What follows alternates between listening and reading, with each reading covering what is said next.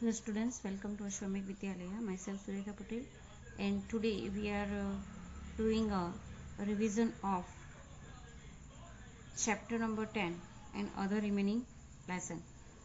Students, आगे के जो lessons है, lesson number 1, 2, 9 and 14, that should be already revised into the periodic test. So you have to be follow the videos of periodic test.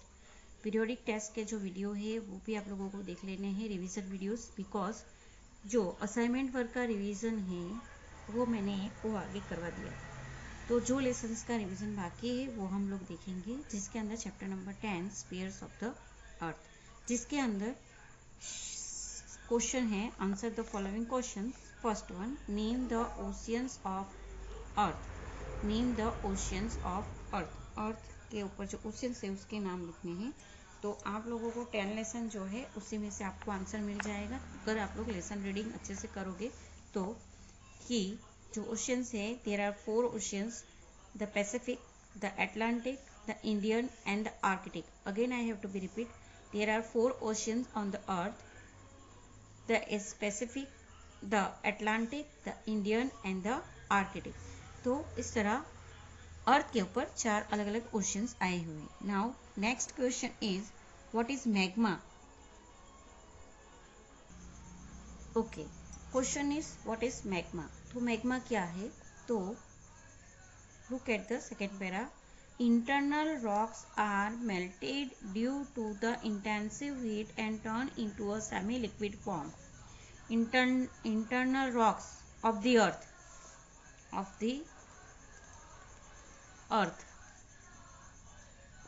अर्थ के अंदर के जो internal rocks है are melted due to the intensive heat and turn into semi liquid form.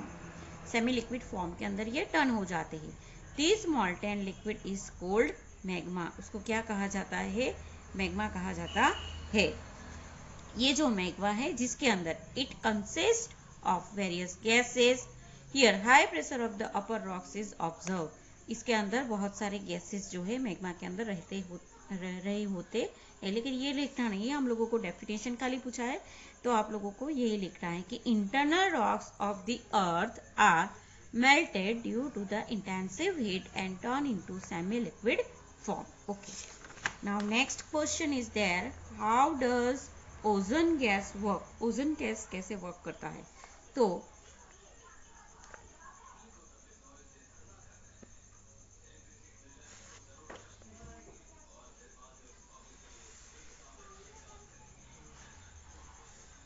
Ozone gas जो होता है वो atmosphere के अंदर बहुत ही लेस होता है। तो ये कैसे वर्क करता है, उसका मेन काम क्या है? तो look at the this gas observe ultraviolet rays of the sun and protect the planet from the excessive heat of the sun.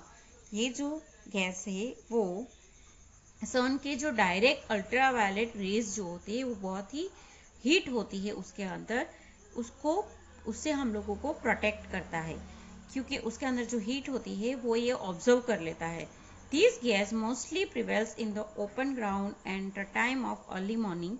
ये नहीं लिखना है, और खाली आप लोगों को नहीं लिखना है, यहाँ से लिखिए यहाँ तक कि दिस गैस या फिर ozone gas observe ultraviolet of sun ultraviolet rays of sun and protect the planet from the excessive heat of the sun. Okay, now fill in the blanks. Oxygen gas is present in dash proportion in the environment. तो environment के अंदर oxygen gas जो है 20.99% होती है। हम लोग एक बार देख लेते हैं इसका जो प्रोपोर्शन रेशियो है वो। तो नाइट्रोजन गैस सबसे ज्यादा मात्रा में 78.03 यहाँ पे दिया है ratio of gases in the atmosphere. तो नाइट्रोजन की जो मात्रा है सबसे ज्यादा है 78.03%। ऑक्सीजन जो होता है दैट शुड बी 20.99%। ऑर्गन्स जो होते हैं 0.94%। Carbon dioxide that should be 0.03% and other gas should be 0.01%। तो इस तरह जो है वो गैसेस जो है एटमॉस्फेयर के अंदर ये रेशियो के अंदर रहते हैं। Okay, now next blank is dash gas observe the ultraviolet rays of the sun. कौन सा गैस हम लोग ने अभी ही डिस्कस किया, that is the ozone gas. Okay, now there are total dash spheres on the earth. Earth के ऊपर टोटल कितने स्फीयर्स है? आप लोगों को जब लेसन करवाया था मैंने, तभी आप लोगों को समझाया था कि अर्थ के ऊपर टोटल 4 स्फीयर्स है, lithosphere, hydrosphere, atmosphere and biosphere. Okay, the lithosphere is compose of dash and dash. Lithosphere जो होता है वो किससे बना होता है? Okay, lithosphere is compose of, lithosphere जो है वो किससे कंपोज हुआ है? तो जनरली इसके अंदर जो है एल्यूमिनियम एंड सिलिका, ये जो है वो ज़्यादा मात्रा में, that is compose of aluminium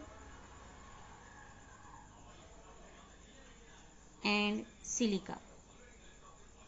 okay, तो ये दो चीज़ जो है ज़्यादा मात्रा में, जब ये फॉर्मेशन इसका होता है तो ये दो मात्रा जो है वो ज़्यादा मात्रा में होती है, that is the composition of on the earth surface. Next question is why are radio and television transmission possible? ये 2 मार्क्स के अंदर आ सकता है। तो इसका आंसर देख लिए कि sound can be heard with the medium of atmosphere. Atmosphere की वजह से क्या होता है कि साउंड जो है वो हम लोगों को सुनाई देता है, जो बोलते हैं वो एटमोसफियर की वजह से, एयर की वजह से दूसरे लोगों को सुनाई देती है। The waves of sound and lights are reflect in the atmosphere. इसकी जो रिफ्लेक्शन होती है साउंड की या लाइट की, वो एटमॉस्फेयर के अंदर जाती है and return to the earth surface, earth surface की ओर वापस मूव करती है, so that transmission of radio and television become possible.